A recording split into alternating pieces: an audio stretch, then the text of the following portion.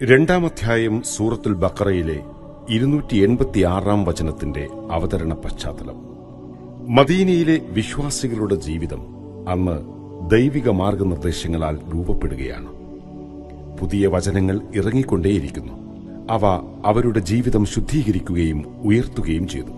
അത്തരമൊരു സമയത്താണ് സൂറ അൽ ബഖറയിലെ 284 ആയത്തിൽ ഒരു ഗൌരവമുള്ള പ്രഖ്യാപനം വന്നത്.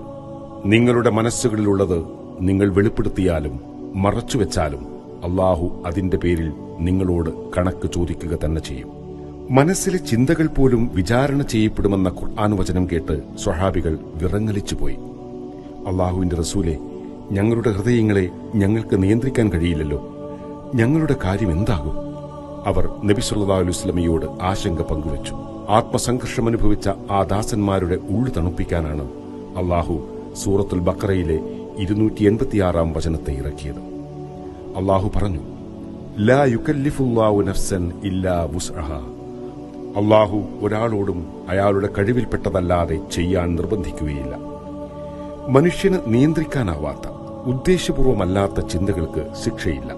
മറിച്ച് പ്രവൃത്തിയായി മാറിയതോ ഉറച്ച ഉദ്ദേശ്യമായി തീരുമാനിച്ചതോ ആയ കാര്യങ്ങൾക്കാണ് ചോദ്യം ചെയ്യുക. ചില ദിവസങ്ങളിൽ എല്ലാം അവസാനിച്ചു എന്ന് നമുക്ക് തോന്നും. സങ്കടങ്ങളും പരീക്ഷണങ്ങളും ഒരു മല പോലെ മുന്നിൽ വന്നു നിൽക്കുമ്പോൾ, എന്റെ പടച്ചവനെ, എനിക്കിത് താങ്ങാൻ വയ്യ എന്ന് നമ്മൾ അറിയാതെ പറഞ്ഞു പോകും. എന്നാൽ ഇന്ന് നീ അനുഭവിക്കുന്ന ഈ വേദനയോ പ്രതിസന്ധിയോ എന്തുമാകട്ടെ, അത് മറികടക്കാനുള്ള ശക്തി നിനക്കുണ്ടെന്ന് നിന്റെ നാഥൻ ഉറപ്പിച്ചു കഴിഞ്ഞു. താങ്ങാൻ കഴിയില്ലായിരുന്നുവെങ്കിൽ അല്ലാഹു ഈ പരീക്ഷണം നിനക്ക് നൽകില്ലായിരുന്നു.